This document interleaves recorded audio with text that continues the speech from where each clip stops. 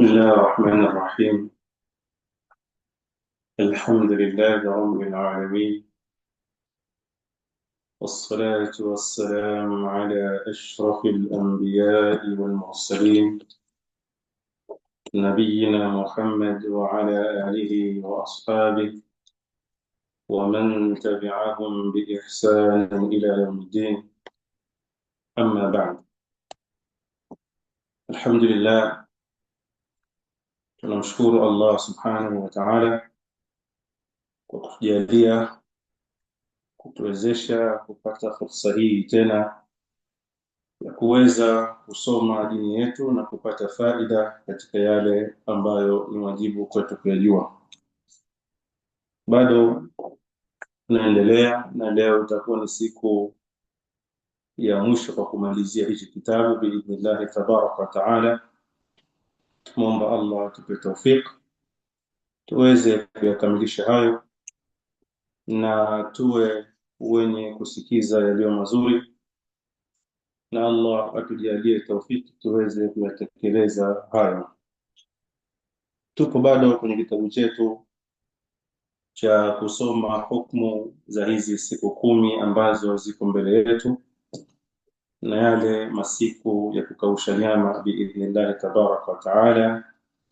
Ustazi ataendelea na kitabu hichi, na bila ya ziada ustadhi faliyatafadhal, barakallahu fik.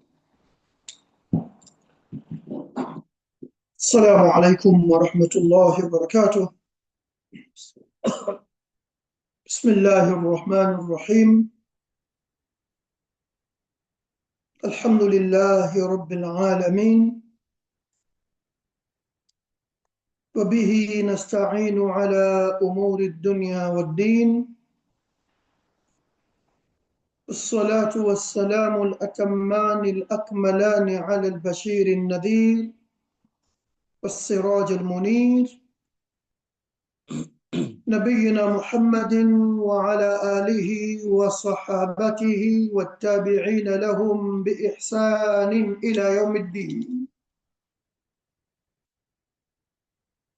أما بعد، فإن أصدق الحديث كتاب الله تعالى، وخير الهدي هدي محمد صلى الله عليه وسلم، وشر الأمور محدثاتها، وكل محدثة بدعة، وكل بدعة ضلالة، وكل ضلالة في النار. اللهم إنا نعوذ بك من عذاب النار. آمين. أحكام عشر ذي الحجة وأيام التشريق. Tunaendelea bado na risala hii iitwayo kwa jina hilo, ambayo imeandaliwa na Sheikh Ibrahim bin Abdullah Al-Mazru'i, afa Allahu anhu. Na walillahi alhamdu wal minna, tumejifunza kwa kiasi yale ambayo tulipaswa kuyajua katika mambo yanayohusiana na siku hizi za Dhulhijja, katika yale masiku 10 ya Dhulhijja. Na Allah amlipe kila la kheri muandalizi wa risala hii, nanyi vile vile tumuomba Allah tabaraka wa taala awalipe kila la kheri, awape taufiki ya kuyafanyia kazi yale ambayo tunayasoma. Lengo la kusoma ni kufanyia kazi. Tumejifunza mambo manne katika mambo ambayo yanapatikana katika masiku 10 haya ya Dhulhijja, katika mambo 6 ambayo Sheikh ameandika katika risala hii. Na hivi ndivyo itakiwavyo kwa Waislamu. Kila inapokuwa inakuja ibada fulani mbele yao, ni vizuri zaidi wakakaa kitako wakaisoma kwanza kabla ya kuingia ile ibada yenyewe, kisha wakaingia katika ibada yenyewe wakiwa wana taaluma na hiyo ibada. Leo biidhnillahi jalla wa ala tunaingia katika jambo la 5, fadlu yaumin nahri wa ahkamuhu, fadhila, ubora wa siku ya kuchinja na hukumu zake. Miongoni mwa masiku 10 yanayoanza baada ya muda mfupi biidhnillahi tabaraka wa taala, kuna hii siku ya 10 ambayo yaitwa yaumun nahri, siku ya kuchinja. Kwa hiyo Sheikh afallahu anhu anasema nambari 5, fadlu yaumin nahri wa ahkamuhu, ubora, fadhila za siku ya kuchinja na hukumu zake. Kisha baada ya unwani hiyo wanasema yaumun nahri yaumun adhimun, siku ya kuchinja ni siku kubwa sana, siku tukufu kwetu sisi Waislamu. Liannahu yaumul hajji al-akbar, kwa sababu hiyo ni siku ya hija kubwa. Wa huwa afdalul ayami, wa huwa afdalu ayami al-aam, nayo siku hiyo ni bora katika masiku ya mwaka, kama thabata an rasulillahi sallallahu alayhi wa alihi wa sallam, kama ilivyothibiti kutokana na mjumbe wa Allah sala na salamu ziwe juu yake na watu wake pia, annahu qala, kwamba yeye mtume amesema hivi: inna a'zama al-ayami 'inda Allahi ta'ala, hakika siku tukufu, siku kuu mbele ya Allahu ta'ala, yaumun nahri, ni siku ya kuchinja. Waislamu wanapaswa kuelewa hivyo, wanapaswa kufahamu hivyo. Ile siku ya 10 ya mwezi wa Dhulhijja ndiyo inayoitwa yaumun nahri, lakini pia waelewe ya kwamba mtume amesema siku kuu, siku tukufu mbele ya Allah, yaumun nahri ni siku ya kuchinja. Tizama Muislamu, namna alivyokuwa Allah anakupitisha katika fadhila zake kubwa. Masiku yote haya 10 ni masiku bora ambayo Allah ameyalia kiapo, lakini kila kinachokuja katika masiku haya kuna kitu, kina mambo ya namna yake na ubora wake. Jana tuliangalia miongoni mwa siku zilizokuwemo katika ayamu nahri, katika ayamu dhulhijja, ayamu dhilhijja, katika mambo makubwa yalokuwemo ni yaumu Arafa. Jana tuliliona hili. Kwetu sisi ni siku ya kipekee Waislamu, ni siku adhimu, ni siku ambayo hata dua yake inayoomba ni tofauti kabisa na dua inayoomba katika wakati mwingine. Khairu dua dua yaumi Arafa, kama tulivyoona jana. Mtume kasema bora ya dua ni dua inayoomba siku ya Arafa, na wachilia mbali mengineyo. ambayo mtume ameyataja kuhusu hiyo siku ya Arafa, ukilishika hili tu kwamba una nafasi wewe nzuri sana ya kuomba dua, kumuomba Allah subhanahu wa ta'ala, na dua hiyo ni dua bora mno inayoombwa, wachilia mbali habari ya watu kuachiliwa huru na moto, wachilia mbali malipo yanayopatikana kwa watu kufanya ibadati nyingine mbalimbali katika siku hiyo. Ukizisoma katika ahadithi mbalimbali za mtume zilizotaja ubora na fadhila zinazopatikana katika siku hiyo ya Arafa, utaona wewe hakuna siku kama hii na isikupiti hata kidogo, na kwamba usiipotezee muda. Siku hii mambo mengi weka pembeni. Sasa leo tunapata nyingine. Mtume sallallahu alayhi wa alihi wa sallam anasema inna a'zama al-ayami 'inda Allah,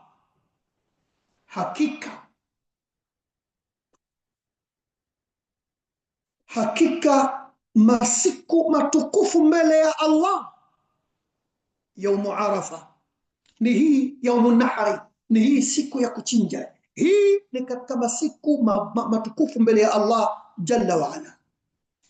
Hiyo hadithi inapatikana katika sahih wa sunani Abi Daud, inapatikana katika sunan Abi Daud, hadithi sahihi kabisa. Anasema al-Sheikh حفظه الله تعالى ورعاه وفي هذا اليوم ننداني يسكوهي إيطايو يوم النحر سكو كتنجا ndani ya siku hii alkhuruju ila almusalla, kuna jambo la watu kutoka kwenda kusali lisalati al-Eid, kwa ajili ya sala ya Eid. Katika mambo makubwa ambayo si ya kumpita Muislamu ni kutoka ndani ya siku hii na kwenda kusali sala ya Eid. Tuliona hapa katika durusi za Ramadhani namna gani mtume amelihimiza hilo. Tulisoma hadithi ya Atiyya ambayo mtume amewahimiza hata wanawake waliokuwa katika ada zao siku hii isiwapite, watoke wende wakasali, na sunna ni kusaliwa viwanjani ila labda kwa udhuru. Katika riwaya nyingine mtume akasema hata kama mtu hana baibui, mwanamke hana jilbabu ya kujistiri, na azime kwa mwenziwe, lakini asipitwe na kitendo cha kushuhudia sala hii ya Eid viwanjani, Waislamu wakiwa wamekwenda kwa ajili ya kusimamisha sunna ya mtume wao, wakiwa wamekwenda kumshukuru Mola wao. Nafasi hizo Allahu jalla wa ala akawapa waja wake mara mbili kwa mwaka mzima, katika Eidul Fitri na Eidul Adha. Atiyya anasema umirna an nukhrija al-awatiq, tumeamrishwa sisi na mtume yani tuwatoe wanawake waliokuwa wajakazi, walhuyada, tuwatoe na wanawake waliokuwa wako katika ada zao wende wakasali Eid. Tumekafahamisha na wajitenge na musalla wale wenye kuwa katika ada zao, wakainua huko, baadaye washuhudie kheri. Kwa hiyo miongoni mwa mambo makubwa yanayopatikana ndani ya siku hizi, alkhuruju ila almusalla li salati al-Eid, ni watu kutoka kwenda kwenye musalla viwanjani huko kwa ajili ya kusali sala ya Eid. Wahia wajibatun ala alqawli arrajih. Sheikh anasema na jambo hilo la kwenda kusali sala ya Idi ni wajibu ala alqawli arrajih, kwa kauli yenye nguvu zaidi. Ziko maana yake, ziko aqwali mbalimbali, sunna muakkada wa hakadha, lakini Sheikh anasema kwa kauli yenye nguvu, jambo hilo la watu kutoka kwenda kusali sala ya Idi ni wajibu. Asilichukulie mtu ni jambo simple tu, kama qala Ibn Taymiyyah rahimahullah. Sheikh anasema kama alivyosema Ibn Taymiyyah, ukaenda katika al-Fatawa huko kama alivyoeleza chini hapo, wa Ibn al-Qayyim, na hivyo hivyo Ibn al-Qayyim, wa fi yawm an-nahri, moja ni hilo kubwa, kama alivyosema Ibn Taymiyyah hivi, wa fi yawm an-nahri, na katika siku ya kuchinja hii, dhabhul udhiyya, ndani yake kuna kuchinja kichinjwa, wa tawzi'uha, na kugawa vichinjwa hivyo, wal aklu minha, unakula kutokana na kichinjwa hicho, wadhalika ba'da salati al-Eid, na jambo hilo lifanyike baada ya sala ya Eid, ila akhiri ayami at-tashriq, linaendelea mpaka mwisho wa siku zile za kuanika nyama. Wa hiya wajibatun, hapa ndipo katika kauli ya Ibn Taymiyyah akasema wa hiya wajibatun, na jambo hilo ni wajibu ala alqawli arrajih, wa kauli yenye nguvu, jambo hilo ni wajibu. Kwa hiyo wasichukulie mzaha, na hasa kina mama majumbani, hujiona wao siku zaidi kazi yao kuandaa maakulati, ili watu wakirudi kusali Idi wakute vitu viko juu ya meza wanakaa. Kwa hiyo wamekiona wao kilicho bora zaidi ni kubaki majumbani na kuandaa malaji, ili watu wakirudi kusali Idi wapate wale. Ni jambo zuri jema, lakini kilicho kizuri zaidi ni yeye kwenda kusali Idi kwanza. Tumekaamrisha hivyo, watolewe mpaka wanawake waliokuwa hawatoki, waliokuwa wakikaa katika huduri zao, wende wakasali.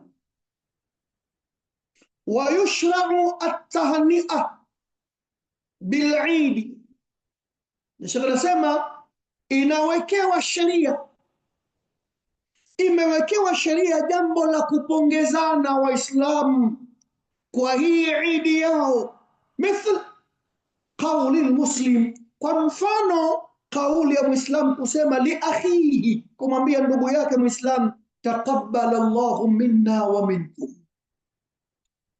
Jambo hilo yushra, linawekewa sheria, wapongezane Waislamu kwa kuombeana dua hii, taqabbal Allahu minna wa minkum, apokee Allah, akubali Allah, apokee kutoka kwetu sisi na nyinyi, kama thabata ani salafi, kama lilivyothibiti jambo hilo kutoka kwa wema. Watu wema hao waliotangulia wakipongezana katika siku za Eid kwa kuambizana taqabbal Allahu minna wa minkum. Thumma al-iktharu min al-a'mali salihah, kisha kukithirisha, kufanya kwa wingi mno amali njema katika siku hii, fi hadha al-yawm alladhi, katika siku hii ambayo huwa min al-ashri dhil-hijja, katika siku hii ambayo nayo siku hiyo ni katika zile siku 10 za Dhul-Hijja, kukithirisha wingi wa amali njema. Lakini kwa bahati mbaya sana na kwa masikitiko makubwa mno juu ya umma, katika siku inayokithirishwa maasi ni siku hiyo. Lile neno sikukuu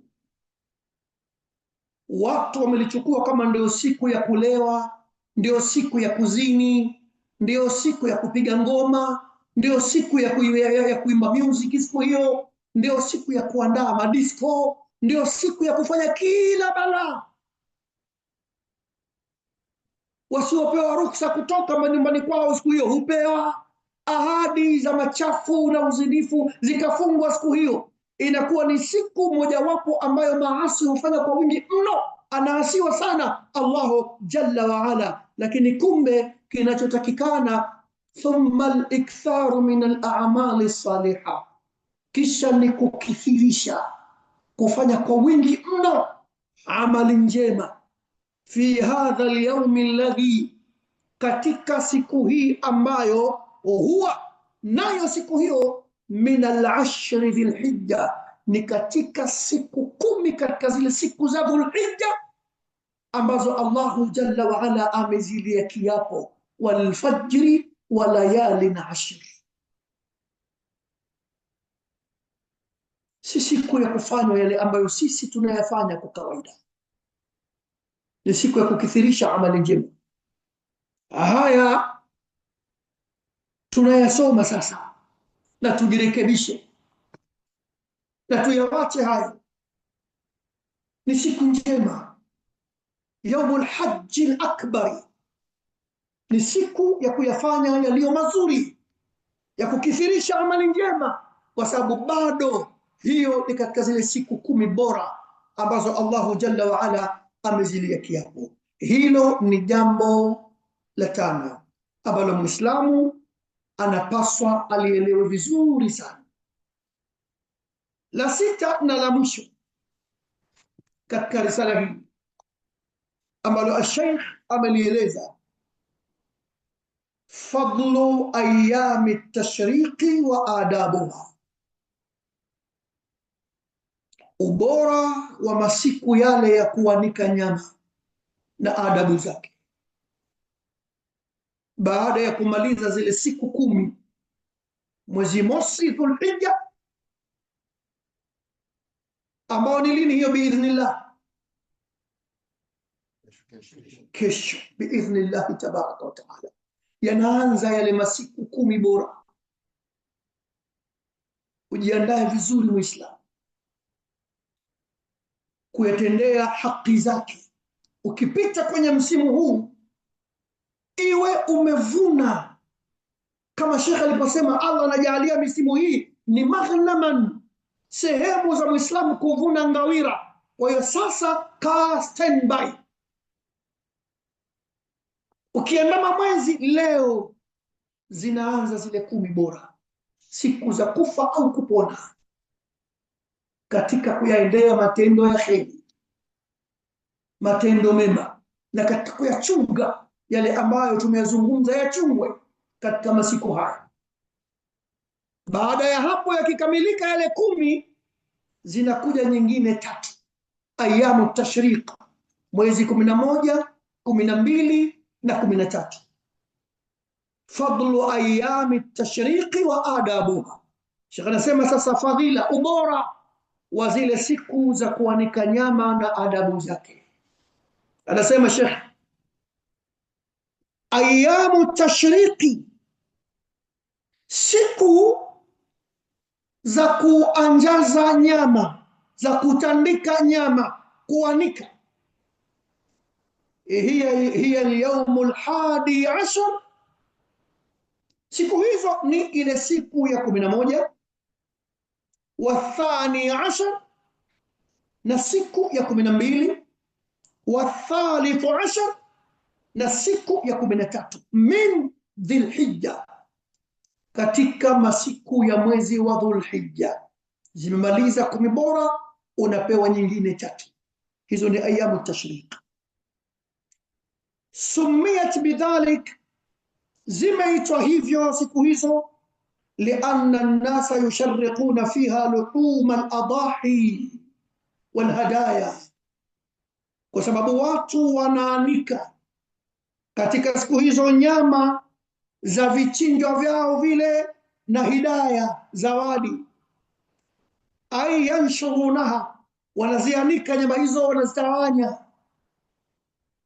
Wa hiya min al-ayami al-fadila, nazo siku hizo ni katika siku bora allati amara Allahu ta'ala ibadahu bidhikrihi fiha, siku bora ambazo Allah ametoa amri maalum, amewaamrisha waja wake kumtaja yeye, kumkumbuka yeye ndani ya masiku hayo. Hili jambo ni la kawaida Allah kukumbukwa, lakini hapa ametaja maalum specific, kutajwa Allah kwa wingi, kukumbukwa Allah kwa wingi ni katika haki taqwa, kama alivyosema Abdullah ibn Mas'ud radiyallahu anhu, wa haki taqwa, na haki za taqwa mojawapo an yudhkara fala yunsa, akumbukwe, atajwe Allah subhanahu wa ta'ala, asisahauliwe. Hili ni jambo la kawaida, ni katika haki taqwa, atajwe Allah, akumbukwe Allah, atajwe kwa wingi, fala yunsa, wala asisahauliwe, jambo la kawaida. Sasa imekuja siku tatu maalum, na Allah sasa ameleta amri maalum. Siku hizo Allah amewaamuru waja wake bidhikrihi, kumtaja, fiha, ndani ya masiku hayo. Faqala ta'ala, basi amesema Allah ta'ala, wadhkuru llaha, namtajeni Allah, fi ayamin ma'dudatin, katika siku maalum zenye kuhisabika. Ni aya hiyo katika suratul Baqara 203. Qala al-Bukhari rahimahullah, amesema al-Imamu al-Bukhari Allah amrehemu, qala Ibn Abbas radiyallahu anhuma, Ibn Abbas sahaba wa Mtume kasema hivi, al-ayyamul ma'dudat, hizo siku zenye kuidadika hapo alizozitaja Allah, Ibn Abbas anasema ayyamu tashriqi, hizo ndo zile siku za kuanika nyama zile. Allah ndio kataja mtajeni Allah katika masiku haya. Kwa hiyo ikimaliza ile yaumu nahri, ziko na hizo nyingine tatu ambazo hizi Allah ametaja. Sasa ukijipima Muislamu, ukijiangalia namna Allah anavyokutaka, kila siku zikenda mbele, wewe iwe unazidi katika taa, uwe unazidi katika taa. Tokea siku ya mwanzo ya ayamu al-ashri ni hivyo, ukenda mbele wapewa kilicho bora zaidi Arafa, ukisogea mbele wapewa kilicho bora kingine yaumun nahri, ukisogea waongezwa kingine ayamu tashriqi. Upewe nini Muislamu? Hebu kama una dhiki, kama una shida, kama una maradhi, kama una haja mbalimbali, mkabili Allah katika masiku haya kikweli kweli, ukiwa una ikhlasi ya moyo wako, mlilie, muombe, astaghfiru, kisha mwachie Allah mambo yako, tawakkal kwake. Sahaba Umar ibn al-Khattab radiyallahu anhu, yeye anasema, mimi nilikuwa naomba dua, nikisha kuomba dua nimemaliza kazi yangu, sisubiri jawabu kwamba nione jibu langu. Nimeomba leo, kesho nimepewa, nimeomba leo, kesho kutwa nimepewa, nimeomba leo, baada. Hapana, mimi nilikuwa naomba tu, halafu nimemaliza. Sababu kule kuomba peke yake ni ibada. Hata uwe unamiliki kila kitu katika dunia, wewe bado ni fakiri kwa Allah, unahitaji kuomba. Hata uwe mzima wa afya na mali na kila kitu, bado wewe ni fakiri kwa Allah. Kitendo cha wewe kumkabili Allah na kumuomba ni ibada, unaabudu. Kwa hiyo Umar ibn al-Khattab anasema, mimi nilikuwa naomba tu, sisubiri jawabu, kwa sababu kule kuomba ni kumwabudu Allah. Allah si kama kiumbe. Sisi tukiombana sana tunaanza kuchukiana, huyu naye aishi kuomba, lakini Allah kila ukimuomba yeye ndo anafurahi. Na ukitafuta kuwa duni, kuwa dhalili, wacha kuomba, usimuombe Allah, wewe unakuwa ni mtu duni dhalili mbele ya Allahu jalla wa ala. Kwa hiyo kuomba ni ibada. Sasa zile shida zako, zile haja zako, kule kuhitajia kwako pepo ya Allah, kule kuhitajia kwako msamaha wa Allah, kule kuhitajia zako rahma za Allah, kule kuhitajia kwako yale unayotarajia kwa Allah, basi siku hizo umepewa maalum, zitumie vyema Muislamu, mkabili Mola wako. وقال ابن رجب رحمه الله، na amesema Ibn Rajab, hadha qawl ibn Umar wa akthar alulama, hii ndio kauli hii ya Ibn Umar na walio wengi kati ya maulama. Kauli kwamba ayamu maadudati ni zipi? Ni ayamu at-tashriq. hayo yanapatikana katika Lataif al-Ma'arif, sahifa hiyo. Anasema Sheikh, wa hiya ayamu dhikrin wa aklin wa shurbin, na hizi ayamu tashriqi, hizi siku za kuanika nyama, ayamu dhikri ni siku za kumtaja Allah sana, wa akli na ni siku za kula hizi Waislamu wale tena kilicho kizuri ndivyo walivyotakiwa, wa shurbi na siku za kunywa hizi wanywe vilivyo vya halali alivyoruzuku Mola wao, wale vilivyo vizuri wamtaje Allah sana na wanywe vilivyo vizuri vya halali. An Rasulillahi sallallahu alayhi wa alihi wasallama qawli, kutokana na Mtume swalla na salamu za juu yake kuna kauli yake hii. Mtume kasema ayamu tashriqi, siku hizi ayamu tashriq, siku za kuanika nyama hizi, ayamu akli, hizi ni siku za kula, kuleni Waislamu, wa shurbin na ni siku za kunywa. Haya ni maneno ya Mtume haya, kunyweni vilivyo vizuri Waislamu vya halali, wa dhikrin lillahi azza wa jalla, na ni siku za kumtaja Allah azza wa jalla.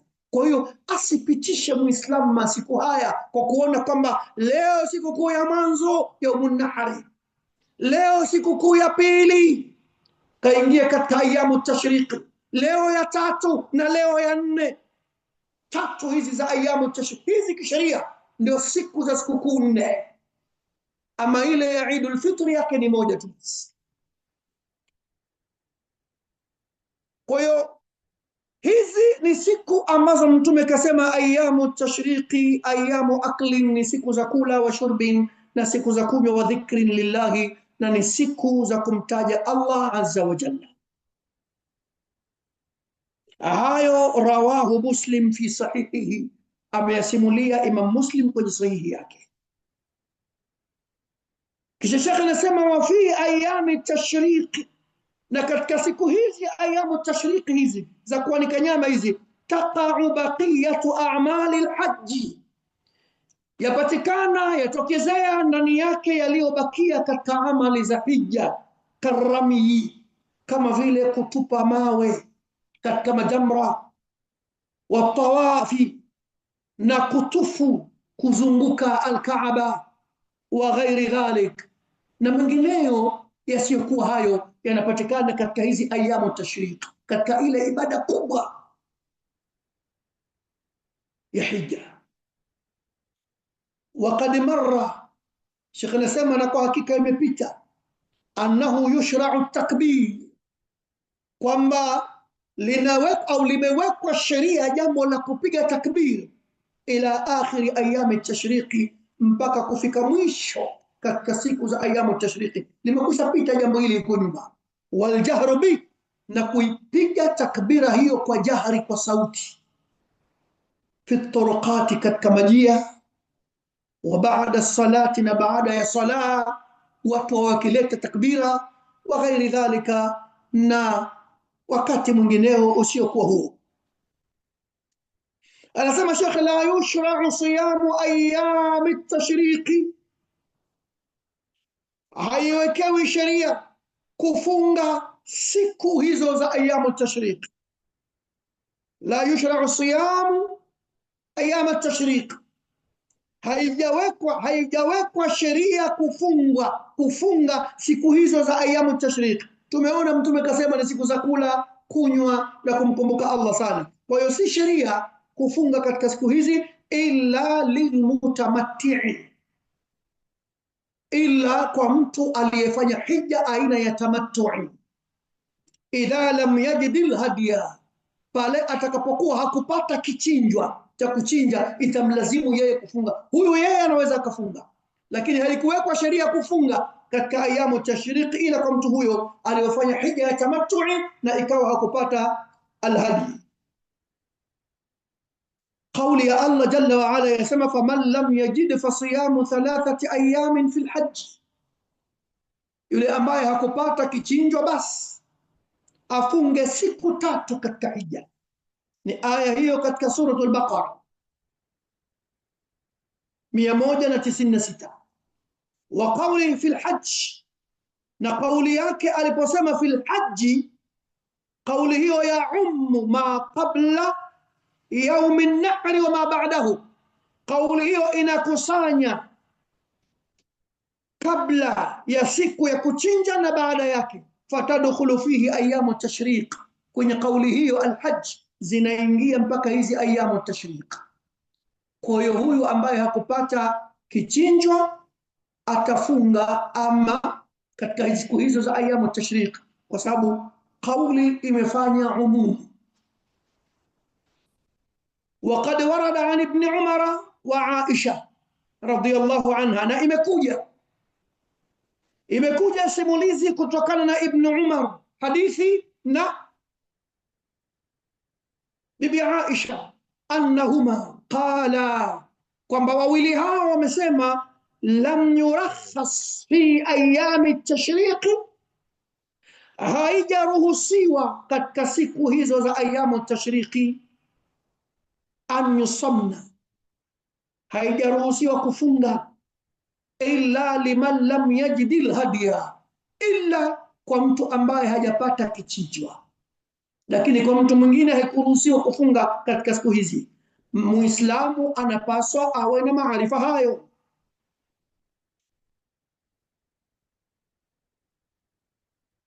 Hiyo rawahu al-Bukhari, kadhalika ipo katika Fathul Bari. وهذا له حكم الرفع، na maneno haya aloyazungumza Ibn Umar na bibi Aisha yana hukumu ya raf'u, kwamba hadithi hii itakuwa ni marfu'u. Kwa nini? Akisema lam yurakhas, maana yake alikuwa hajaruhusu, maana yake Mtume. Kwa hadithi ni marfu'u hukman. Qala ash-Shawkani rahimahullah, amesema al-Imam ash-Shawkani Allah amrehemu, wa hadha aqwa al-madhahib, na haya ndiyo madhhabu yenye nguvu zaidi. Yepi? Kwamba haikuruhusiwa kufunga katika ayamu tashriqi illa kwa nani? Mtu aliyofanya tamattu na ikawa hakupata kichinjwa. Wa ayamu tashriqi bil idafati ila yawm an-nahr hiya ayamu dhabhin lil adahi wal hadi ala al-arjah. Wa ayamu tashriqi, na siku za kualika nyama, bil idafati ila yawm an-nahr, kwa kuongezea na ile yawm an-nahr hiya ni ayamu dhabhi, ni siku za kuchinja al-adahi, vichinjwa, wal hadiya na al-hadi, zawadi ala al-arjah, kwa kauli yenye nguvu zaidi. Hadi kufikia hapo Sheikh anasema khatima, mwisho wa mambo hayo, yani hapo ndipo mwisho,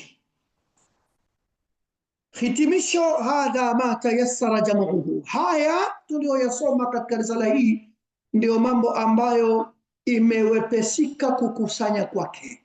Sheikh ameyakusanya hayo fi fadail wa ahkami 10 Dhulhijja, katika ubora na hukumu wa siku 10 za Dhulhijja, wa ayami tashriq, na siku hizo za kuanika nyama. Wa akhiru da'wana anil hamdulillahi rabbil alamin.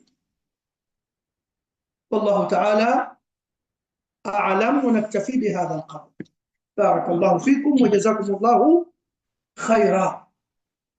Mpaka hapo ndipo ambapo Allah ametuwezesha kupafikisha, walillahi alhamdu wal minna. Tumeikamilisha risala hii. Hivyo pale ambapo tumesibu ni kwa taufiki ya Allah jalla wa ala, na pale ambapo hatukusibu tumekosea, basi hayo yanatokana na mimi mwenyewe, na Allah tusamehe. Naam, fihi sual.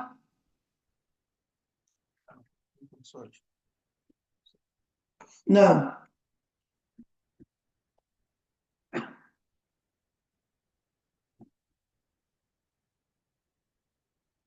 muulizaji anauliza hapa,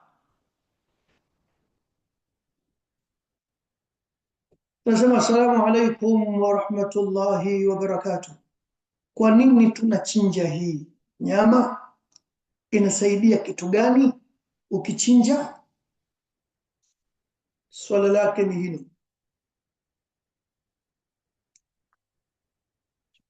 Allah jalla wa ala anasema lan yanala Allah luhumuha wala dimauha walakin yanaluhu at-taqwa minkum. Haimfiki Allah ile nyama ya vile vichinjwa mnavyovichinja pale, wala damu yake vile vichinjwa mnavyovichinja pale, haimfiki Allah. Walakin yanaluhu at-taqwa minkum, lakini kinachomfikia Allah na ile takwa inayotokana na nyinyi. Ni amri ambayo Allah ametoa, ni kuangalia utiifu wenu katika amri ile. Kwa hiyo ile nyama ile au ile damu inayomwagika pale si kafara, kwamba labda wanatolewa wanyama kafara kwa ajili ya jambo fulani. La, Allah haimfikii damu wala nyama, bali Allah anachokitazama ni takwa. Wazi? Lakini pia tukio hilo la turejesha nyuma katika tukio la Nabiyullah Ibrahim na mwanawe Ismail. Nabii Ibrahim alijaribiwa na Allah kwa mambo mazito na magumu. Wa idh ibtala Ibrahimu rabbuhu bikalimatin faatamahunna. Kumbuka wakati Allah, wa idh ibtala Ibrahima rabbuhu. Naam, umesema vibaya. طيب بارك الله فيك. وإذ ابتلى إبراهيم ربه. نعم, kumbuka wakati Ibrahim alipojaribiwa na Mola wake kwa mambo mazito na magumu, fa atamahunna, akayatimiza. Miongoni mwa mambo mazito na magumu alojaribiwa Ibrahim ni kitendo cha kutakiwa kwenda kumchinja mwanawe. Ibrahim alipata mtoto huyo Ismail katika umri wa utu uzima. Allah anasema falamma balagha ma'ahu sa'ya, alipofika Ibrahim, alipofika pamoja na yule mtoto wake umri wa kwenda na kurudi, mzazi kishajenga matumaini, mwanangu sasa anakuwa mkubwa, mtoto kampata uzeeni, utu uzimani sana. Kwa hiyo Allah akamjaribu Ibrahim. Je, moyo wake utamili kwa mwanawe au moyo wake utamili kwa Mola wake? Akamwamuru wamchinje. Ikawa Ibrahim kila anapolala anaona ndoto usingizini mwake amchinje mwanawe, mpaka akahakiki kwamba hii sasa ni wahi. Akamchukua akaenda naye wapi? Pale gani palikuwa? Ukiangalia tukio zima la hija lile, tulikumbusha mambo hayo yaliyotokezea wakati huo. As-sa'yu baina Safa wal Marwa, Tajikumbusha nini?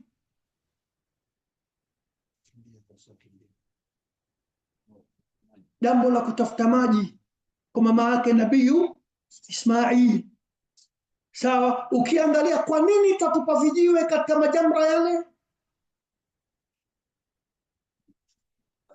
Wakati Ibrahimu anakwenda kumchinja mwanawe maeneo yale, shetani alimtokeza akamwambia, wewe mzee, unakwenda kuchinja mwanao kwa ndoto tu, usimchinje mwanao, ile ni ndoto tu mina shetani. Kwa hiyo Ibrahimu akamremea jiwe, ikhsa ya mal'un, akajitokeza tena akamremea jiwe. Sasa tukenda sie tatupa vile vitu yaturejesha huko. Ni amri, ndivyo Mtume alivyofundisha. Kwanza tutekeleza amri na kaifia ya ibada ilivyokuja kutoka Mtume, lakini pia ina asili yaturejesha nyuma huko. Kwa hiyo kadhalika pia tukio hili la kuchinja Ibrahim, baada ya kuchinjwa yeye akaletwa nani? Kondoo, ikawa ni fidia kwa Ibrahim. Kwa hiyo ikifika siku ile na sisi tufanyaje? Twachinja. Wazi, tunatekeleza amri, fasalli lirabbika wanhar. Tumekaambiwa swali kwa ajili ya Mola wako na uchinje, na ile ndio yaumu an-nahr. Fasalli lirabbika wanhar an-nahr. Kwa hiyo tunatekeleza amri ya Mtume, yani kutekeleza amri ya Mtume, tunatekeleza amri ya Allah na Mtume wake, na pia yatupeleka huko nyuma. Kwa hiyo lengo hasa ni takwa. Nyama haimfikii Allah wala damu hazimfikii, lakini kinachomfikia ni nini? Takwa. Kutekeleza tu amri ya Allah. Mwisho wa yaumu tashriki ni mwezi ngapi? Sikusikia. Tumetaja hapa mwisho wa ayamu tashriki ni lini jamani? Mwezi 13. Mwezi 10 ndio yaumu nahri, siku ya kuchinja. Mwezi 11 ni yaumun min ayami tashriq. Mwezi 12 yaumun min ayami tashriq, na mwezi 13 ndio mwisho wake. Tunapata siku 3 hapa za kula na kunywa, na ile moja ya kwanza ya kuchinja siku 4. Barakallahu fikum. Naam, mwingine. Shema kidogo. Kwa hivi siku 10 za kufunga, unatuambia kufunga siku zote vizuri. Unaweza kufunga siku moja, unastopisha na kufunga siku nyingine. Kama huwezi kufunga hizo siku zote, Inawezekana. Na waweza kufanya hivyo, waweza kufanya hivyo. Arafa usikose. Na lakini Arafa usikose, jitahidi sana. Naam, swala nyingine. Mali kwa wanaochinja. Na kuchinja pale ndio kutaja jina lako. Kama mimi siku maalum. Baada ya kusema bismillah na kutaja jina lako kama mimi nachinja. Hapana. Au namchinjia fulani ukamtaja jina lako. Hapana. Anachinja nani jina lake? Hapana, hakuna kitu cha namna kama hiyo. Utaji jina lako. Pale unapata kuchinja ni kutaja jina la Allah. Wazi, alitajwa jina la mchinjaji. Hapana, hakujathibiti kitu cha namna kama hiyo. Ni kutaja jina la Allah na kuchinja. Wallahu a'lam. Unamwambia mchinjia kama mpenda jina au sio? Allahu musta'an. Wallahu a'lam.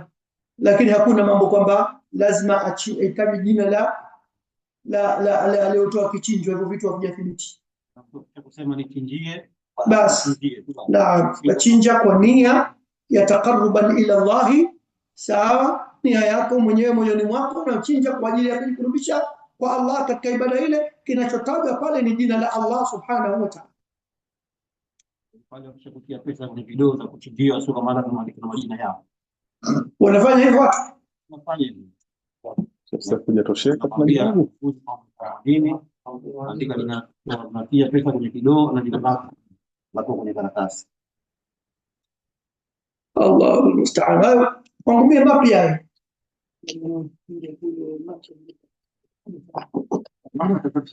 Utapata tabu, manake majina ya mahujaji yote hayo wachinje na majina yao. Anamwambia kumbani nini, na kama mlipeleka kwenye mabucha, kwa sababu hapa watu wanachinja kwenye mabucha, anakuambia taja na jina lako. Ukishapeleka pesa pale kwa mabucha, anakuambia na jina lako. Wallahu a'lam. Para kuchukua nyama tu, au sababu na kuchukua nyama na kuwekea jambo la yako lile jana sio. Jazakallahu khair. tamalizia na hilo inshallah. Haya basi, kama hakuna maswala katika haya, jana nani aliuliza ule? Ndio yule aliondoka sio? Au shekali pale ilikuwa? Tukasema hebu aje hichi kitabu.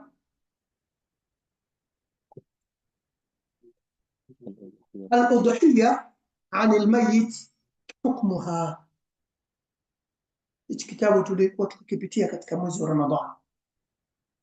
Kisha kuna kipengele hichi inasema al-udhiyya 'an al-mayyit wa hukmuha. Jana ulisema yajuzu kumchinjia aliyekufa. Sawa? Tukombea Sheikh Abduli aje nacho wajibu hapa, lakini kakataa kujibu hapa, kaniwekea mimi. Al-udhiyatu 'an al-mayyit, kumchinjia maiti, wa hukmuha, na hukumu zake. Aljawabu, swala lilikuwa hivyo, je, yafaa kumchinjia maiti? Sawa.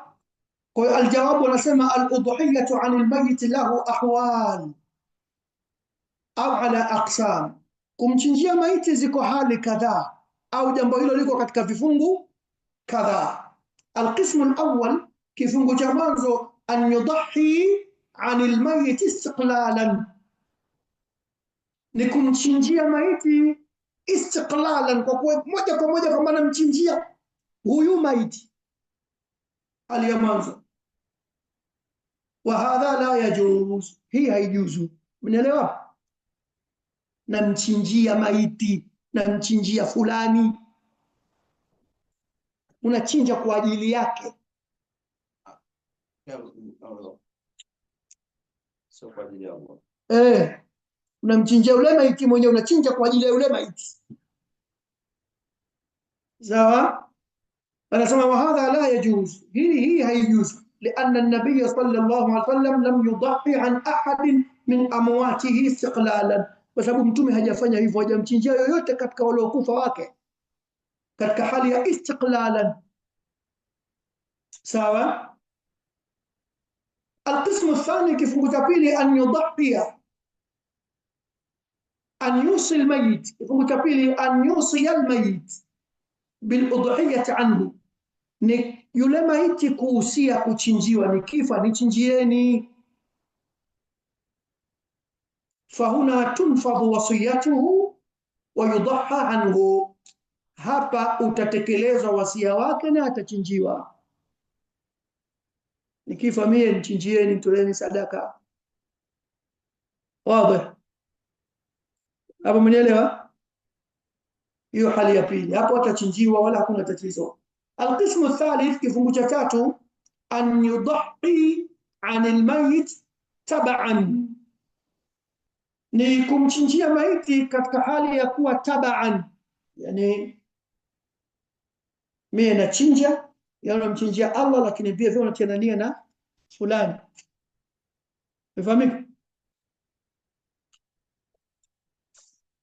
Bimaana, kwa maana hii, anna al-insana yaqulu, kama binadamu anasema hivi, ana saudhi, mimi nitachinja, walwalidi indi, nitachinja mimi sawa na nani? Na mzee wangu. Sawa? Maiti ambaye mzee wake ni nani huyo? Maiti, walwalidati, sawa, na mzazi wangu vile vile wa kike namchinjia.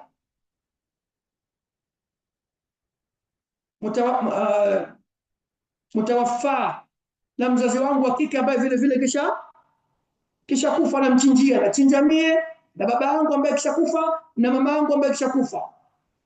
Walam, na ammi yangu pia, wote hao ni tabaan, wanafuata.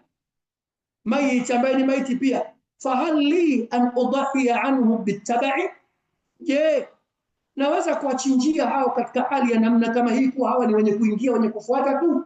Yani maana yake ushrikuhum binniya fil udhiya, maana yake nawashirikisha wale kwa nia ya kuchinja, wachakufa hao.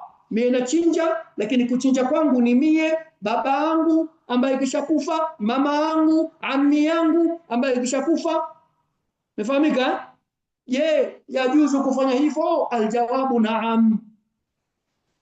Jawabu anasema ndio, lianna an-nabiy sallallahu alayhi wasallam fa'ala dhalika, kwa sababu mtume alifanya hivyo. Qala, mtume akasema, Allahumma hadhihi an Muhammadin wa ali Muhammad, hadithi ambayo jana tuliisoma.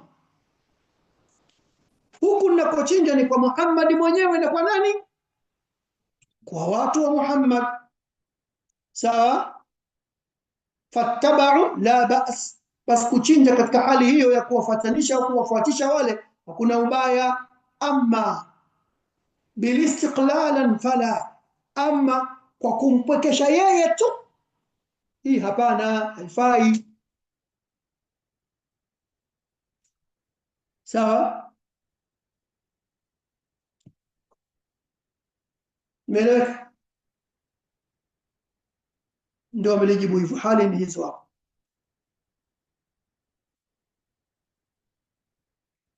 Sasa hapa kidogo kana ajiko kidogo kati ya na kuchinja ya mwanzo ndio kasema kwamba nachinja kwa ajili ya maiti. Lakini tunasema ni kwamba tutasada kwa ajili ya kutasaka, ambayo inaonyesha kwamba iko sawa sawa na hii ya mwisho. Maana kuna ile kumchinjia maiti kwa ajili kama kumchinjia mzimu wanaofanya vile. Inapata tofauti gani? Yaani kama umesema namchinjia maiti, yani tunapokusudia kama nani katika kipindi ambacho tunakwenda nacho, unaona unaenda kuchinja, kuna mnyama wako na wengine wakachukua kwa ajili ya wazee, wakasema hawa wanachinja kwa ajili ya wazee wao. Sasa hii yani kwamba tatizo linapo wapi sasa? Sheikh amesema kwa sababu usichinje istiqlalan, kama huna mchinja babangu tu, Sio hai. sawa, au unamchinjia mama yangu tu, istiqlalan. Ukimchinjia umchinjie tabaan, kwa sababu haikuthibiti hivyo. Kaeleza Fauzio aliwahi kutokezea hivyo, mtume hajafanya hivyo kumchinjia mtu istiqlalan.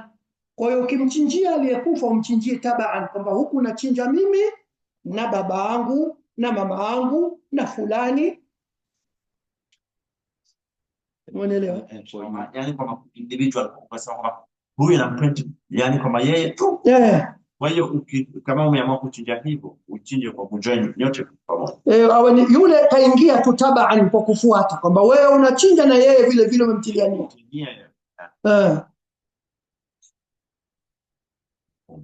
Barakallahu fik. Mwalimu mswada hapo. Kama mimi nachinja, kwa hivyo niwataje wale wanangu Zakaria, Ukipi na Fatma na mama yao. Kwa hiyo ninapochinja pale inabidi niwameshe au ni yangu katika moyo. Nia yako tu katika moyo inatosha. Sababu mtume wa hadithi anasema Allahumma hadhihi li Muhammad wa ali Muhammad, ni kutufundisha. Sawa, hii ni kwa ajili ya Muhammad, ile nia yake, na kwa watu wa Muhammad. Hakuanza kusema hii na fulani na fulani na fulani. Sawa, kwa hiyo kama unanuia na baba yangu na mama yangu, ni nia yako tu katika moyo wako. Mchinjia anachinja mimi na baba yangu na mama yangu. Allahumma, sababu mtume anasema mimi kwa Muhammad na watu wake Muhammad. Sawa, kwa hiyo nia ya kuchinja unamkusudia nani? Allah. Kwa hiyo nachinja kwa ajili yangu na baba yangu na mama yangu na mjomba wangu na ammi yangu, jaiz. Jaiz, wallahu a'lam.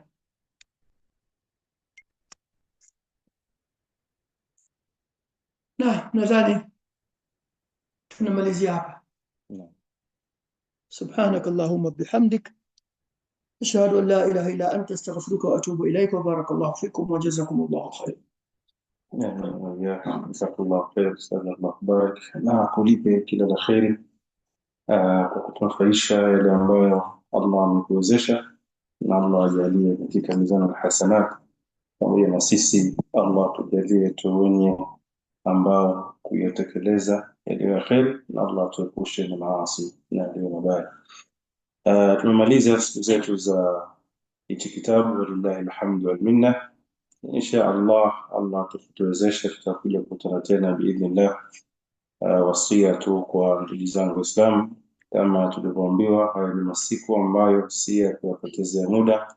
Kila mmoja ajitahidi kadri ya uwezo wake kuyatekeleza yale ambayo ni wajibu kwake, na asikae akuwa yupo kwenye masimu na matv na akahangaika tena ulimwengu. Haya masiku hujui kama utakuja kuyaona tena. Tumuomba Allah subhanahu wa ta'ala atujalie sisi mwisho mwema na wasalih waliotangulia katika wazee wetu na Waislamu. Barakallahu fikum wa jazakumullahu khair. Subhanakallahumma wa bihamdik, ashhadu an la ilaha illa Allah, astaghfiruka wa atubu ilaik. Assalamu alaykum wa rahmatullahi wa barakatuh.